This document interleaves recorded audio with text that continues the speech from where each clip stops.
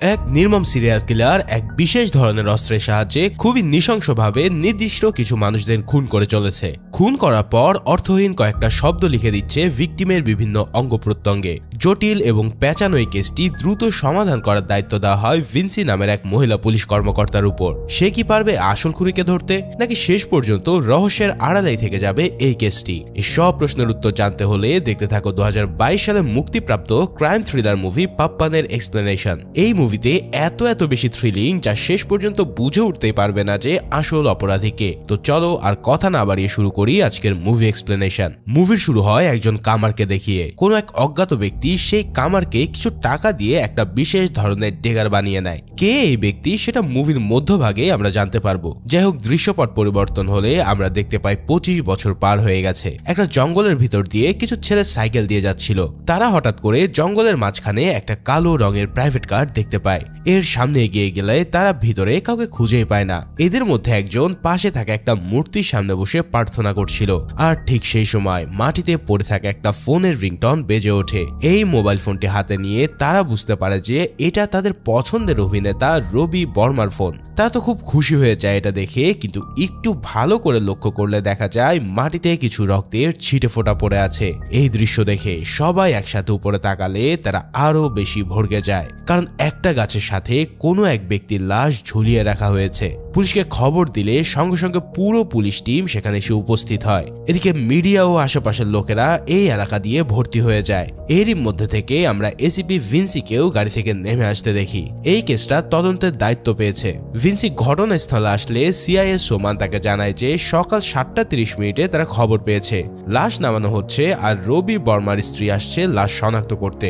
রবির ম্যানেজার পুলিশকে ফোন করে বলে গতকাল স্যারের সাথে শুটিং সেটে কিছু একটা প্রবলেম হয়েছিল, আর তিনি ড্রাইভার রাজনের সাথে বেরিয়ে গিয়েছিল সেখান থেকে। এসব শুনে পুলিশরা এবার রাজনকে ট্র্যাক করা শুরু করে দেয়, কারণ তাদের ধারণা ছিল যে রাজনই হয়তো এই কাণ্ড ঘটাতে পারে। এরপর ফরেন্সিক ডক্টর রবির গাড়ি থেকে 3টা ফিঙ্গারপ্রিন্ট বের করে, কিন্তু ফিঙ্গারপ্রিন্ট গুলো কার সেটা ডিটেলস ল্যাবে গিয়ে টেস্ট করলেই জানা যাবে। সোমান এরপর ভিনসিকে জানায় রাজন ছিল মাদক ব্যবসায়ী, আর রাজনের বিরুদ্ধে 2-3টা কেসও হয়েছিল, কিন্তু যথেষ্ট প্রমাণাদি না থাকায় রাজনের তেমন কোনো সাজা হয়নি, আর সেই কেসটি ভিনসির বাবাই আসলে হ্যান্ডেল করেছিল।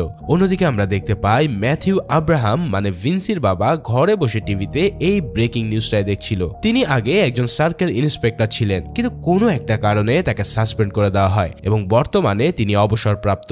একই ব্রেকিং নিউজ দেখে একটা মেয়ে একটা ছেলের ঘুম ভাঙায়, আর সেই ছেলেটি ব্রেকিং নিউজে নিজেকেই দেখতে পেয়ে হতবাক হয়ে পড়ে, কারণ ওই ছেলেটি ছিল আর কেউই নয় বরং রবি বর্মা নিজেই। রবি একটা ফার্ম হাউসে তার গার্লফ্রেন্ডের সাথে সময় কাটাচ্ছিল।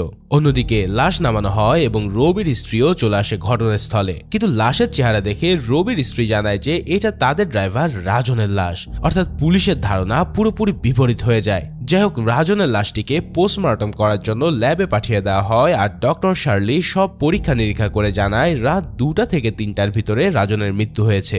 রাজনের মাথায় আঘাতের আলামত রয়েছে, আর সবচেয়ে ভয়ানক ব্যাপার হলো তার পুরুষাঙ্গটাও কেটে ফেলা হয়েছে। এছাড়াও রাজনের বুকে 2বার একটা ডেগার দিয়ে আঘাত করা হয়েছে, আর দুটোর ক্ষতর গভীরতা আকারে একেবারেই সেম ছিল। কিন্তু মজার ব্যাপার হচ্ছে এর কোনোটির কারণে রাজনের মৃত্যু হয়নি। রাজনের মৃত্যু হয়েছিল আসলে হার্ট অ্যাটাক থেকে। অন্যদিকে রাজনের পায়ের মধ্যে 2 এবং 6 লিখে গিয়েছিল কিলার। এই রহস্যময় সংখ্যা দুটির কোনো অর্থই আসলে খুঁজে পাওয়া যাচ্ছিল না। তবে ভিনসির ধারণা হচ্ছে যে এই খুনটি কোনো সিরিয়াল কিলার বা কোনো সাইকোপ্যাথ করেছে, কারণ এভাবে যন্ত্রণা দিয়ে মানুষ খুন করতে একজন সাইকো কিলারই সব থেকে বেশি আনন্দ পায়। এরপর ডক্টর নন্দন কল করে ভিনসিকে জানায় গাড়িতে সে যে 3টা ফিঙ্গারপ্রিন্ট পেয়েছে তার মধ্যে একটা রাজনের, একটা রবির এবং অন্য একটি একজন 30 বছর বয়সী মহিলার। এছাড়াও গাড়িতে 8 সাইজের একটা লেডিস স্যান্ডেলেরও ফুটপ্রিন্ট পাওয়া গেছে। ভিনসি এরপর হসপিটাল থেকে বেরিয়ে রবির ম্যানেজারের সাথে কথা বলে জানতে পারে যে নেক্সট মুভির হিরোইন সিলেক্ট করার জন্য ডিরেক্টর এবং রবির মধ্যে একটা বেশ ঝামেলা হয়েছিল। এরপর এসআই সাবু এসে ভিনসিকে জানায় হিরোইন মালাকে মুভিতে না রাখায় রবি বেশ রাগারাগি করছিল ডিরেক্টরের সাথে। এর কিছুক্ষণ পর সাইবার সেল থেকে একটা কল রেকর্ডিং পাঠানো হয় ভিনসির কাছে। এই কল রেকর্ডে রবি তার উকিলকে বলছিল আমার বেলের কি খবর। তখন উকিল জানায় যে আপনি ভাববেন না স্যার, নিশ্চিন্তে আপনি শুটিং শুরু করতে পারেন। বাকিটা আমি দেখে নিচ্ছি। ভিনসির তখন খানিকটা সন্দেহ হয়, তাই ওদের দুজনের কথাবার্তা শুনে সে সোজা চলে আসে রবির কাছে। রবিকে ভিনসি জিজ্ঞেস করে গত রাতে সে কোথায় ছিল। প্রথমে রবি একটু বলতে দ্বিধাবোধ করছিল, তবে তারপরেও নিজেকে বাঁচানোর জন্য সে বলে দেয় যে গত রাতে ফার্ম হাউস নায়িকা মালার সাথে সে রাত কাটিয়েছে। এছাড়াও ড্রাইভার রাজন কোনো এক জরুরি কাজে তার কাছ থেকে রিকোয়েস্ট করে গাড়ি নিয়ে চলে গিয়েছিল। এবার ভিনসি ফার্ম হাউসে খোঁজ নিয়ে দেখে যে রবি সত্য কথাই বলছে, ফলে তাকে আর জিজ্ঞাসাবাদ করা হয় না।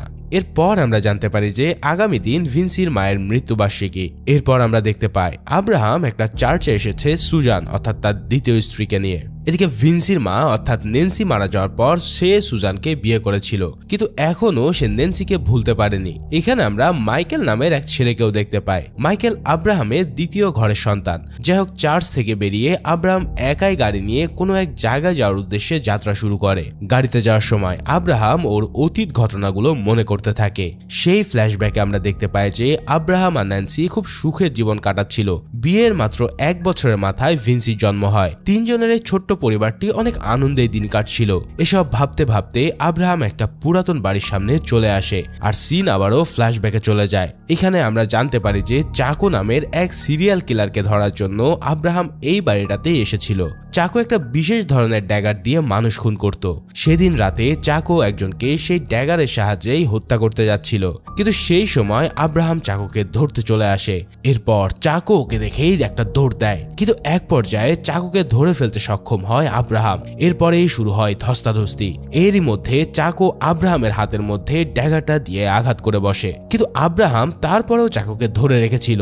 কিছুক্ষণের মধ্যেই পুলিশ চলে আসলে চাকু গ্রেফতার হয়ে যায়, কিন্তু চাকু গ্রেফতার হওয়ার আগে ওই ড্যাগারটি সে ছুঁড়ে মেরেছিল আকাশের দিকে, যেটা একটা গাছের ছিদ্র দিয়ে নিচে পড়ে গিয়েছিল। যাই হোক, এরপর আমরা আবারও বর্তমানে চলে আসি। এরপর আমরা সিদ্ধার্থ নামের এক ড্যান্সারকে দেখতে পাই। সিদ্ধার্থ আসলে হচ্ছে ভিনসির হাজবেন্ড। ভিনসি আর সিদ্ধার্থ গাড়িতে করে বাসায় চলে যায়, কিন্তু মধ্যরাত্রে এক পুলিশ অফিসার এসে ভিনসিকে একটা জরুরি বার্তা দেয়।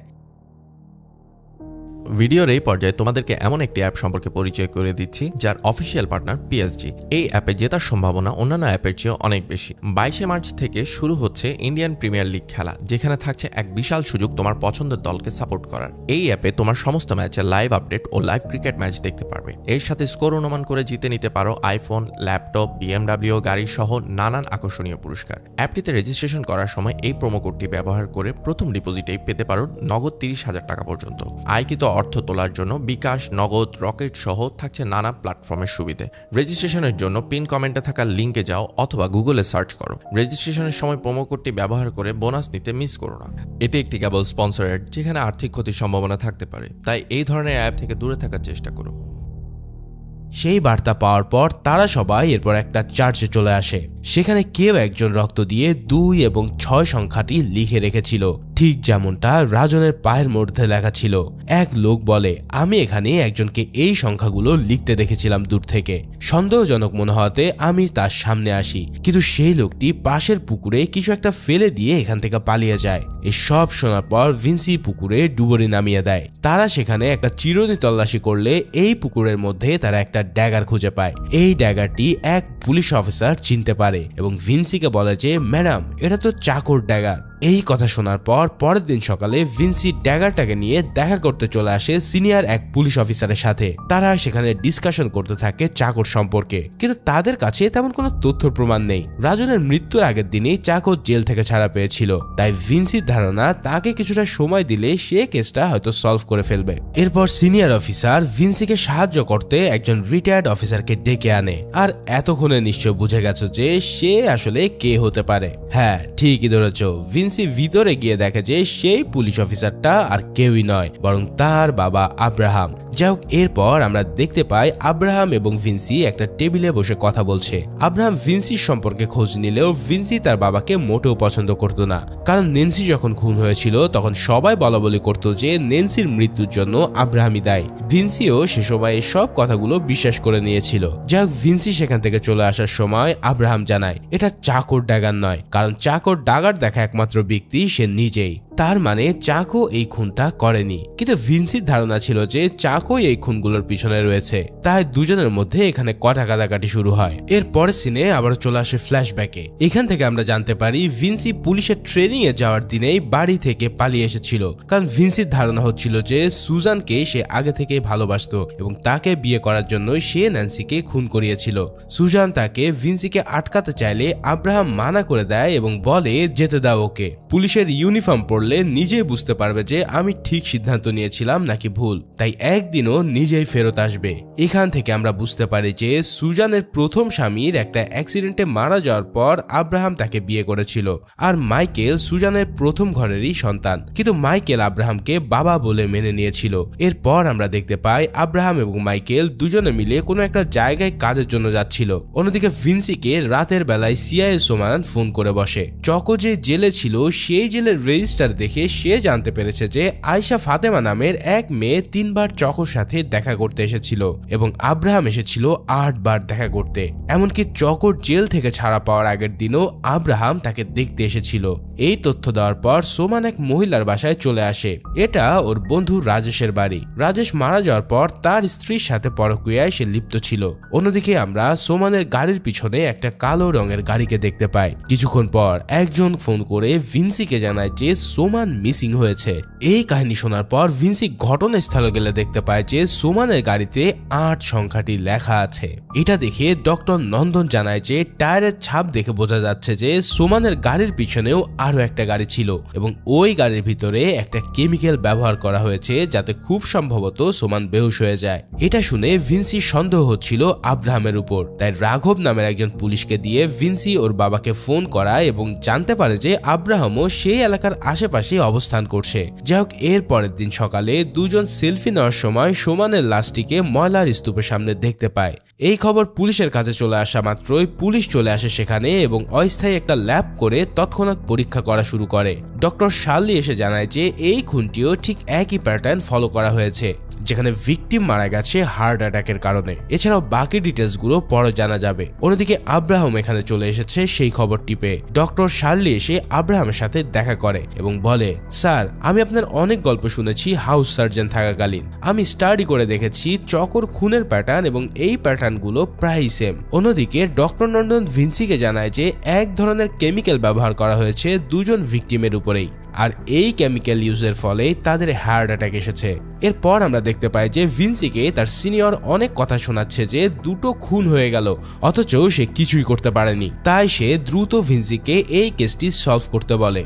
অন্যদিকে আব্রাহাম চলে আসে একজন রিটায়ার্ড সার্জনের কাছে চকোর প্যাটার্ন সম্পর্কে বিস্তারিত জানার জন্য।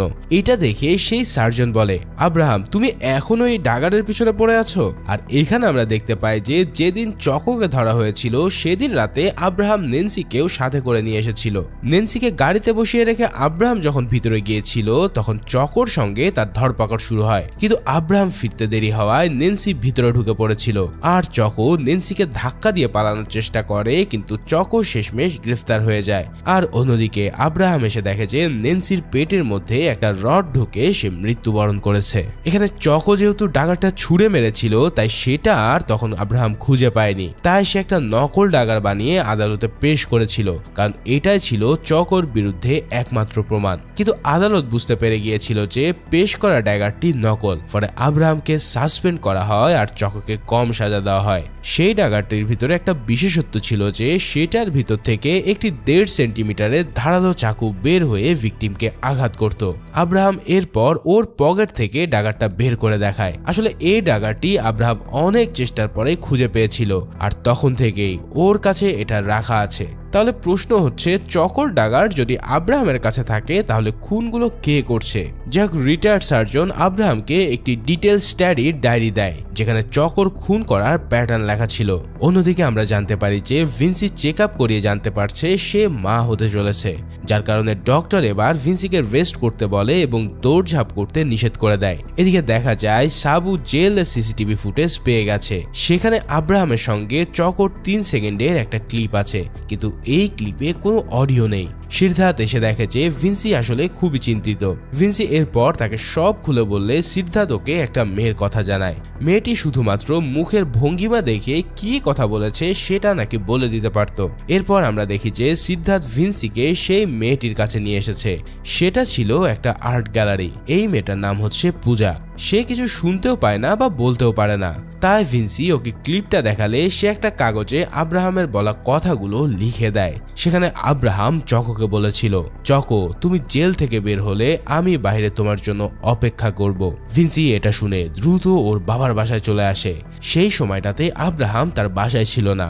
ভিনসি আব্রাহামের রুমে গিয়ে একটা ড্রয়ার খুলে দেখা যে সেখানে ছুরি দিয়ে ভর্তি। সেই সময় সাবু ওকে চকোর একটা বর্তমান স্কেচ পাঠায়, আর ভিনসি দেখতে পায় একটি দেয়ালের পত্রিকার কাটা অংশ দিয়ে আব্রাহাম চকোর মুখেরই একটা চিত্র তৈরি করে রেখেছিল। এরই মধ্যে আব্রাহাম সেখানে চলে আসে। ভিনসি একটু রাগ দেখিয়ে সেখান থেকে চলে যাচ্ছিল, কিন্তু যাওয়ার আগে সে আব্রাহামকে বলে যে তুমি নানা হতে যাচ্ছ। এখন এতদিন পর মেয়ের মুখ থেকে একটা সুখবর শুনে আব্রাহাম বেশ খুশি হয়ে যায়। রাতের বেলা ঘুমানোর সময় আব্রাহাম সুজানকে বলে, জানো ছোটবেলায় একবার ভিনসি ইলেকট্রিক শক খেয়েছিল। এই কাণ্ডে আমরা প্রচন্ড ঘাবড়ে গিয়েছিলাম। তাড়াহুড়ো করে তখন আমরা তাকে হসপিটালেও নিয়ে যাই। অতীতের এই স্মৃতিচারণ করার মধ্যেই মাইকেলের চিৎকার হঠাৎ ভেসে আসে। এই চিৎকার শুনে আব্রাহাম গিয়ে দেখে যে ওর বাড়ির দেওয়ালে কেউ 268 এরপর প্রশ্নবোধক চিহ্ন দিয়ে গেছে। এই দৃশ্য দেখে আব্রাহাম মাইকেলকে বলে, কাউকে কিচ্ছু বলার দরকার নেই, এটা এক্ষুনি এখান থেকে মুছে ফেলো। এর পরের সিন সোজা চলে আসে জেলে। এখানে আমরা দেখতে পাই যে আয়েশা ফাতেমা, যে কিনা চকোর সাথে দেখা করতে গিয়েছিল, তার চেহারা সিসিটিভি ক্যামেরায় দেখা যাচ্ছে, কিন্তু কে এই মেয়ে সেটা আসলে বোঝা যাচ্ছে না। তাই ভিনসি এবার একটা বুদ্ধি বের করে। একটা মহিলাকে আয়েশার মা বানিয়ে টিভিতে একটা ব্রেকিং নিউজ চালাতে থাকে আয়েশার ছবি সহ, যার কারণে দুদিন পর খবর পাওয়া যায় যে মেয়েটির দূরের একটা আশ্রমে থাকে। এই খবর পেয়ে ভিনসি দ্রুত ওর টিম নিয়ে সেখানে পৌঁছে যায়, আর দেখতে পায় আয়েশা সেই আশ্রমেরই একজন সিস্টার। এরপর আয়েশাকে জিজ্ঞাসাবাদ করা হলে সে জানায় মানবতার খাতিরে সে চকোর সাথে দেখা করতে গিয়েছিল। আসলে চকোর মা এই আশ্রমে থাকতো, আর তার ছেলের সাথে সে বারবার দেখা করতে চাইছিল। কিন্তু মেয়েটি আরো জানায় যে চকো ছাড়া পাওয়ার পরেও একবারও তার মাকে দেখতে আসেনি, কিন্তু রোজ রাতে সে তার মায়ের সাথে ফোনে কথা বলে এবং টাকাও পাঠায়। এই সব ঘটনা শুনে ভিনসি এরপরে ওর টিমকে এই রহস্য উদ্ঘাটনের কাজে নামিয়ে দেয়। এদিকে রাত হলে চকো ফোন করে বসে ওর মায়ের কাছে। লোকেশন ট্রেস করে ভিনসি আর ওর টিম চলে আসে এক জঙ্গলের অনেক গভীরের একটা পুরাতন বাড়িতে। এখানে আমরা আব্রাহাম এবং মাইকেলকেও চলে আসতে দেখি। এখন ওরা এখানে কেন এসেছে এই জিজ্ঞাসাবাদ করলে সাবু জানায়, সাবু এখানে ওদেরকে আসতে বলেছে ভিনসির সেফটির কথা ভেবে। যাই হোক, ভিনসি বাড়িটার মধ্যে ঢুকে পড়ে এবং চকোকে খুঁজতে শুরু করে। কিছুক্ষণের মধ্যে সে চকোকে সেখানে পেয়ে যায়, কিন্তু ভিনসি অবাক হয়ে যায় যখন সে দেখতে পায় চকোর পা শিকল দিয়ে বেঁধে রাখা হয়েছে। এছাড়াও সিসিটিভি দিয়ে সর্বক্ষণ তাকে নজরদারি করা হচ্ছে। অন্যদিকে আমরা বুঝতে পারি যে আব্রাহামই মূলত চকোকে এখানে আটকে রেখেছিল, কিন্তু কেন এখানে আটকে রেখেছে এই প্রশ্নের উত্তর একটু পরেই জানতে পারবে। এদিকে দেখা যায় যে চকোকে ধরে নিয়ে আসা হয়েছে পুলিশ স্টেশনে। ভিনসি তার সিনিয়রকে জানায়, স্যার চকো এই খুনগুলো করেনি, কারণ সে এতদিন বন্দি অবস্থায় ছিল। অন্যদিকে আমরা দেখতে পাই আব্রাহাম চকোকে ইন্টারোগেট করার জন্য রুমে ঢুকছে, আর ফ্ল্যাশব্যাকে দেখানো হয় চকো জেল থেকে ছাড়া পাওয়ার পর আব্রাহাম ওর সাথে দেখা করতে এসেছিল। সেদিন চকো বলেছিল ও 12 জনকে মেরেছে, কিন্তু তাদের সবাই ছিল অপরাধী, আর এদের মধ্যে শুধু একজন নিরপরাধ মানুষকে সে হত্যা করেছে। এখন সেই নিরপরাধ মানুষটাই ছিল নেন্সি। এরপর চকো আরো বলতে থাকে ওর বাবা প্রতিদিন ওর মাকে এসে মারধর করত এবং একটা বিশেষ ধরনের ড্যাগার দিয়ে তাকে আঘাত করত। এই কষ্ট আর সহ্য করতে না পেরে একদিন সেই ড্যাগার দিয়ে চকো ওর বাবাকে হত্যা করেছিল। আর এরপর থেকেই স্ত্রীদের সাথে খারাপ আচরণ করা ব্যক্তিদেরকে চকো নিজ হাতে হত্যা শুরু করে। তবে এই কাণ্ড ঘটাতে ঘটাতে শেষমেশ আব্রাহামের হাতে সে ধরা পড়ে যায়। এই দৃশ্য দেখানোর পর সিন আবার শিফট হয় বর্তমানে। এখানে আমরা দেখতে পাই যে আব্রাহাম দুটি ছবি দেখিয়ে চকোকে জিজ্ঞেস করছে যে সে এই খুনের ব্যাপারে কিছু জানে কিনা। কিন্তু তোমরা তো জানো আব্রাহাম নিজেই কিন্তু চকোকে এতদিন ধরে আটকে রেখেছিল, যদিও চকো এই বিষয়ে আসলে কিছুই জানতো না। মূলত আব্রাহাম কিন্তু ওকে শাস্তি দিতে চাইছিল, তাই এই কারণে ওকে আটকে রাখা হয়। আর এই মুহূর্তে এখন সুযোগ বুঝে ওকে ফাঁসানোর চেষ্টা করা হচ্ছে, যাই হোক, আমরা দেখতে পাই আব্রাহাম সিনিয়র অফিসারকে বলছে মিডিয়ার সামনে বলে দিতে যে চকোই আসল কিলার, কারণ যে খুনগুলো সে করেছে সেগুলো সংখ্যার মাধ্যমে সে কিছু বলতে চাইছে। আর যদি সে জানতে পারে অন্য একজনকে কিলার ঘোষণা করা হয়েছে তাহলে নিশ্চয়ই সে কোনো একটা ক্লু পাঠাবে। তো ঠিক তেমনটাই দেখতে পাওয়া যায়। ভিনসির বাসায় একটা পার্সেল পাঠানো হয় যেখানে একটা ড্যাগার এবং একটা বাইবেল ছিল, আর এই বাইবেলের 95 ও 96 পৃষ্ঠাটি ছেঁড়া ছিল। আব্রাহাম সবগুলো সংখ্যা পরপর সাজিয়ে একটা তারিখ বের করতে সক্ষম হয়, যে তারিখটা হতে পারে 26/8/1995 বা 1996। এখন নিশ্চয়ই এই তারিখে কিলারের সাথে এমন কিছু একটা ঘটেছিল যার বদলা সে এখন নিচ্ছে। সেই পার্সেলে অন্য আরো একটা বই ছিল যেটার নাম ছিল the killer has a past. আর মজার বিষয় হচ্ছে বইটিও সেদিনই মুক্তি পাচ্ছিল। তাই ভিনসি এর পর ওই বইয়ের ওপেনিং অনুষ্ঠান নজরদারি করা শুরু করে দেয়, কারণ তাদের ধারণা ছিল যে এই অনুষ্ঠানে হয়তো কোনো কিছু ঘটতে চলেছে। তবে এই মুহূর্তে তাদের এই ধারণা ছিল সম্পূর্ণ রকমের ভুল। কিলার আসলে এখানে চালাকি করে তাদের অ্যাটেনশন ডাইভার্ট করে দিয়েছিল। অন্যদিকে ফোন করে জানানো হয় নালিনী অর্থাৎ সেই বইয়ের লেখিকার স্বামী অ্যাডভোকেট জয়শঙ্করকে তার গাড়িতে কেউ পুড়িয়ে মেরে দিয়েছে। ঘটনাস্থলে পৌঁছালে জানা যায় যে এখানে সেম একই কেমিক্যাল ব্যবহার করা হয়েছিল। ইতিমধ্যেই সেই লাশটিকে ল্যাবে পাঠানো হয়। অন্যদিকে সাইবার সেল থেকে জানানো হয় যে ভিনসির ফোনটি হ্যাক করা হয়েছে, যার কারণে কিলার তার লোকেশন পেয়ে যাচ্ছিল প্রত্যেকবার। এবার ভিনসি এটা শুনে খুব রেগে যায় এবং দ্রুত ফোনটি ছুঁড়ে ফেলে দিয়ে ভেঙে ফেলে। সিদ্ধার্থ এসে ভিনসিকে এরপরে শান্ত করে। যাই হোক, অন্যদিকে আমরা দেখতে পাই যে মাইকেল 1984 সালের একটা ব্যাচের পুরাতন ছবি এনে আব্রাহামকে দেখাচ্ছে। এই ছবির সবার ডিটেলস মাইকেল কালেক্ট করে নিয়ে এসেছে। এদের মধ্যে একজনের নাম ছিল ভিনিতা, যে কিনা পরবর্তীতে লন্ডনে পাড়ি জমিয়েছিল। আরেকজনের নাম হচ্ছে সাইমন, যে গ্রাম থেকে পালিয়েছিল একটা চুরির ঘটনায় জড়িত থাকার কারণে। এখানে ইন্দিরা নামের একজনকে পাওয়া যায়, যার কাছে গেলে বাকি সব তথ্য বিস্তারিতভাবে জানা যাবে। তো মাইকেল ছবিটা কোথায় পেয়েছিল এবং ছবিতে কারা কারা আছে সেগুলো একটু পরেই জানতে পারবে। এবার দেখা যায় যে আব্রাহাম মাইকেলকে নিয়ে চলে এসেছে সেই গ্রামে। এখানে স্থানীয় বাসিন্দাদের কাছে তারা জানতে পারে যে সাইমন কয়েক বছর আগে চার্চের স্বর্ণের ক্রসটা নিয়ে পালিয়ে গিয়েছিল। এরপর আব্রাহাম চলে আসে সাইমনের ক্লাসমেট ইন্দিরার কাছে। এবার ইন্দিরা জানায় সাইমন ওর বান্ধবী ভিনিতার সাথে সম্পর্কে জড়িয়ে পড়েছিল, কিন্তু ভিনিতার ভাই ভেনেট বিষয়টা জানতে পেরে যায়, যার কারণে ভিনিতার পরিবার ওর বিয়ে ঠিক করে ফেলেছিল। আর এটা নিয়ে তাদের মধ্যে অনেক ঝামেলাও হয়। এর পরপরই সেই সময়ে সে বোম্বেতে চলে গিয়েছিল, যার ফলে এরপর থেকে ওদের আর কোনো খোঁজ খবর তার কাছে নেই। ইন্দিরার কাছে ভিনিতার একটা পুরাতন ছবি ছিল যেটা সে আব্রাহামকে দিয়ে দেয়। আব্রাহাম চলে আসার আগে ইন্দিরা আরো জানায় যে ভিনিতা লন্ডনে চলে গিয়েছিল পড়াশোনা করতে, আর তার পরিবারের সবাই অস্বাভাবিকভাবে মারা গিয়েছিল।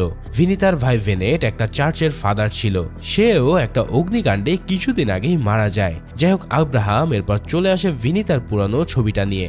আব্রাহাম এক পুলিশ অফিসারকে ফোন করে সাইমনের কেসটা ডিটেলস বের করতে বলে। অন্যদিকে মাইকেল একটা চার্চে গিয়ে জানতে পারে যে এখানে ভিনিতার বিয়ে হওয়ার কথা ছিল, কিন্তু কোনো একটা ঘটনাকে কেন্দ্র করে বিয়ের আগের দিনই বিয়েটা বন্ধ করে দেওয়া হয়। আব্রাহাম জিজ্ঞেস করে যে বিয়েটা কবে হওয়ার কথা ছিল। উত্তরে মাইকেল জানায় 26 আগস্ট 1996 সালে। অর্থাৎ এটাই সেই তারিখ যেটা কিলার ওদেরকে ইঙ্গিত দিচ্ছিল। যাই হোক, এরপর আমরা দেখতে পাই ভিনসি নতুন লাশটির পোস্টমর্টম রিপোর্ট নিতে হসপিটালে এসেছে, আর সেখানে জানতে পারে যে ডক্টর শার্লি এখনো এসে পৌঁছায়নি। অন্যদিকে শার্লি ওর ক্লাসের লেকচার শেষ করে গাড়িতে উঠে বসেছিল হসপিটালে যাওয়ার উদ্দেশ্যে, কিন্তু পথমধ্যে তার ড্রাইভার তাকে বেহুশ করে ফেলে এবং কিডন্যাপ করে একটা কোথাও নিয়ে যায়। শার্লির অ্যাসিস্ট্যান্ট ভিনসিকে জানায় যে একটা সমস্যা হয়ে গেছে। যেই লাশটি গতকাল তারা নিয়ে এসেছিল এটা জয়শঙ্করের ছিল না, এটা ছিল তাদের মর্গ থেকে নিখোঁজ হওয়া একটা লাশের। আর এই লাশের পাশে তারা একটা ব্রেসলেট পেয়েছে যেটা ডক্টর শার্লি ছিল। এসব কথা শুনে ভিনসি এবার দ্রুত সেখানে বেরিয়ে যায়। অন্যদিকে আব্রাহামকে একজন ফোন করে জানায় যে আপনি ঠিকই বলেছেন স্যার, সাইমন পলাতক আছে, কিন্তু ওর বিরুদ্ধে কোনো চুরির কেস ছিল না, বরং একটা মিসিং কমপ্লেন করা হয়েছিল 26/8/1996 সালে। এরপর সিনিয়র অফিসার পুরো বিষয়টি খোলাসা করতে বলে আব্রাহামকে। এবার আব্রাহাম বলতে শুরু করে, দেখুন ভিনিতার অন্য একজনের সাথে বিয়ে ঠিক হয়েছিল সাইমন নিচু জাতের বলে, কিন্তু বিয়ের আগের রাতে তারা পালিয়ে যায়। আবার সাইমন 25 বছর ধরে নিখোঁজ। এখন ওদের দুজনের মধ্যে খুনি হচ্ছে ভিনিতা, যে লন্ডনে চলে গিয়েছিল পড়াশোনা করতে। এই কথাবার্তার মধ্যেই ভিনসি এবার সেখানে চলে আসে আর অফিসারকে বলে, স্যার গতকালকের লাশটা জয়শঙ্করের না, আর ডক্টর শার্লির ব্রেসলেটটা সেই লাশের পাশে পাওয়া গেছে। এছাড়া মোবাইল লোকেশন ট্র্যাক করে জানা গেছে যে শার্লি গতরাতে ঘটনাস্থলে উপস্থিত ছিল। এবার অফিসার বেশ কনফিউজড হয়ে যায় আর বলে, তুমি বলছো ডক্টর শার্লি খুনি, আবার আব্রাহাম বলছে ভিনিতা, তাহলে আসল খুনিটাকে? এই প্রশ্নের উত্তরে আব্রাহাম বলে, দুজনেই। আসলে ডক্টর শার্লি হচ্ছে ভিনিতা। আব্রাহাম ভিনিতার ছবিটাকে কম্পিউটারের মাধ্যমে প্রসেস করিয়ে সেটাই জানতে পেরেছে। ভিনসি বলে, কিন্তু শার্লি তো সকাল থেকে নিখোঁজ। তখন আব্রাহাম এটা শুনে বলে যে, ঠিকই বলেছ, আসলে আমি ওকে কিডন্যাপ করিয়েছি সব কিছু জানতে পারার জন্য। এরপর আমরা দেখতে পাই আব্রাহাম ডক্টর শার্লিকে ইন্টারোগেট করছে। সেখানে শার্লি বলতে থাকে যে, আমি কি করেছি? জবাবে আব্রাহাম জানায়, তুমি চকর কেস স্টাডি করে ওর প্যাটার্ন রপ্ত করে নিয়েছিলে আর পোস্টমর্টম করেও তথ্য গোপন করেছো। তুমি বলেছিলে ওদেরকে মৃত্যুর পর আঘাত করা হয়েছে, কিন্তু ওদেরকে আসলে জীবিত থাকা অবস্থাতেই ড্যাগার দিয়ে ক্ষতবিক্ষত করা হয়েছিল। আব্রাহাম আরো জানায়, সে শার্লির পুরাতন স্যারের কাছ থেকে ডিটেলস নিয়ে জানতে পেরেছে যে যখন আব্রাহাম চকর কেসটা হ্যান্ডেল করছিল তখন শার্লি সেই সার্জনের অ্যাসিস্ট্যান্ট ছিল, আর তখন থেকে শার্লি চকর প্যাটার্ন ফলো করে ওকে ফাঁসানোর চেষ্টা করছিল। কিন্তু এই সব কথা শুনে সিনিয়র অফিসার জানায় যে শুধুমাত্র রিসার্চ পেপারে নাম থাকায় শার্লিকে ওরা গ্রেফতার করতে পারবে না। এই কথা শুনে আব্রাহাম জানায়, শার্লির উপরে সন্দেহ হলে মাইকেলকে সে পাঠিয়েছিল শার্লির বাড়িতে, আর সেখানে গিয়ে মাইকেল এই পুরাতন ছবিটাকে নিয়ে এসেছিল আর সেখানে চকর সমস্ত কেস স্টাডি পড়েছিল। এরপর আমরা শার্লির মুখ থেকে আরো জানতে পারি যে প্রতিশোধ নিতে সে রাজন আর সোমানকে হত্যা করেছে, আর এর আগেও সে আরো 3 জনকে হত্যা করেছিল। তারা ছিল শার্লির বাবা মা এবং ওদের ভাই ফাদার ভেনেট। ভিনসিকে এরপর সাবু ফোন করে জানায় যে, ম্যাডাম আমি এইমাত্র খোঁজ নিয়ে জানতে পারলাম যে রাজনকে ফাদার ভেনেটি রবির কাছে পাঠিয়েছিল। আর আশ্চর্যজনক তথ্য হলো ভেনেট, সোমান আর জয়শঙ্কর কলেজে ক্লাসমেট ছিল। তারা ছিল 1995-96 এর ব্যাচ। অন্যদিকে আব্রাহাম চলে আসে রাজনকে ঝুলিয়ে রাখা সেই গাছটার সামনে। আব্রাহাম বলে, আমি 20 বছর আগে এখানে কোনো ধরনের মন্দির দেখিনি, তাহলে এটা আসলো কোথা থেকে? নিশ্চয়ই এখানে কোনো ক্লু লুকিয়ে রয়েছে। এরপর সে গাছটির নিচে ঘুরতে শুরু করে। অন্যদিকে ভিনসি শার্লিকে ইন্টারোগেট করার সময় সাইবার সেলে একটা ভিডিও আসে। এই ভিডিওতে দেখানো হচ্ছিল জয়শঙ্করকে একটা বক্সের মধ্যে আটকে রাখা হয়েছে, যেখানে জয় ভয় পেয়ে সবকিছু বলতে শুরু করেছিল। তার ভাষ্যটা কিছুটা এমন ছিল, জয়শঙ্কর, সোমান এবং ভেনেট ছিল ছোটবেলার বন্ধু। ভিনিতার বিয়ের আগের রাতে তারা ভেনেটের বাড়িতে বেড়াতে গিয়েছিল। সাইমনের বিষয়টা জানতে পেরে ওরা সাইমনকে বেঁধে টর্চার করছিল। এখানে আমরা দেখতে পাই যে ভিনিতার মা বাবা এসে সাইমনকে বলছে 2 দিন আগে খাবারের সাথে বিষ মিশিয়ে দিয়ে সাইমনের মাকেও ঠিক একইভাবে মেরে ফেলেছে তারা। এই কথা শুনে সাইমন প্রচন্ড শকড হয়ে যায়, আর সেই সময়ই ভিতরের রুমে আগুন লেগে গেলে তারা সবাই দৌড়ে পালিয়ে যায়। কিন্তু ততক্ষণে ভিনিতা পালিয়ে যায় সেখান থেকে। অপরদিকে তারা বাইরে এসে দেখতে পায় সাইমনও সেখান থেকে গায়েব হয়ে গেছে। তারা গাড়ি নিয়ে বেরিয়ে পড়ে ওদেরকে খুঁজতে। এরপর কিছু দূর যেতেই দেখতে পায় যে জঙ্গলের ভিতর দিয়ে ওরা 2 জন পালাচ্ছে। এরপর আমরা দেখতে পাই সাইমনকে অবশেষে তারা ধরে ফেলে এবং ভিনিতার সামনেই সাইমনকে আগুনে পুড়িয়ে মেরে ফেলা হয়। আর যে আগুনটা ধরাচ্ছিল সে ছিল ড্রাইভার রাজন। যাই হোক, জয়ের ভিডিওটা শেষ হওয়ার সময় একটা আর্ট দেখে ভিনসি জায়গাটা চিনতে পারে, তাই সে দ্রুত সেখানে যাওয়ার উদ্দেশ্যে রওনা দেয়। অন্যদিকে মাটি খুঁড়ে চার্চে সেই গোল্ডেন ক্রসটাকে উদ্ধার করা হয় সাইমনের কবর থেকে। অপরদিকে ভিনসিকে আমরা আর্ট গ্যালারিতে দেখতে পাই, যেখানে জয়শঙ্করের লাশ একটা বক্সের মধ্যে রাখা ছিল। এরপর ভিনসি সাবুকে ফোন করে সেখানে চলে আসতে বলে, আর ঠিক সেই সময় পিছন থেকে কেউ ভিনসিকে আঘাত করে অজ্ঞান করে দেয়। আব্রাহাম ওদিকে শার্লিকে সাইমনের নিউজটা দেখাচ্ছিল ফোনে, যেটা দেখে শার্লি বলে, স্যার আমার কাজ শেষ, আমি সব স্বীকার করে নিচ্ছি, আমাকে অ্যারেস্ট করুন। কিন্তু আব্রাহাম জানায় যে না, কেস এখনো সলভ হয়নি। সাইমনের মিসিং কমপ্লেনের পরের দিন একটা ছেলেকে গোল্ডেন ক্রস চুরির অপরাধে গ্রেফতার করা হয়েছিল, কিন্তু কিছুদিন পরে তাকে বেল করিয়ে ছাড়িয়ে নেওয়া হয়, আর এই ছেলেটাকে তুমিই বেল করিয়েছিলে। এছাড়াও ওই ছেলেটা ছিল সাইমনের ছোট ভাই সুলাইমান। এই সুলাইমানই সেদিন রাতে সাইমনের বাঁধন খুলে দিয়ে ওকে পালাতে সাহায্য করেছিল। যাই হোক, আব্রাহামের ফোনে একটা কল আসে। সেই ফোন কলে সুলাইমান ওকে বলে চার্চে চলে আসতে ভিনসিকে জীবিত দেখতে চাইলে। এই ফোন পাওয়ার পর আব্রাহাম মাইকেলকে নিয়ে দ্রুত সেই চার্চে চলে আসে, আর চার্চের দেওয়ালে বসে থাকা এই ছেলেটাই হচ্ছে সুলাইমান। এই পর্যায়ে আমরা ফ্ল্যাশব্যাকে দেখতে পাই যে এই গ্রামে আসার প্রথম দিনে সুলাইমান আব্রাহামকে বাঁশি বাজিয়ে শুনিয়েছিল এবং আব্রাহামেরও অনেক ভালো লেগে গিয়েছিল তাকে। কিন্তু সাইমনের মৃত্যুর দিন সুলাইমানের সাহায্যের জন্য আব্রাহামের কাছে গিয়েও তাকে ফিরে আসতে হয়, কারণ সেদিন রাতেই তার মেয়ে ভিনসি ইলেকট্রিক শক খেয়েছিল, আর সেই সময়টাতেই আব্রাহাম ভিনসিকে নিয়ে হসপিটালে যাচ্ছিল।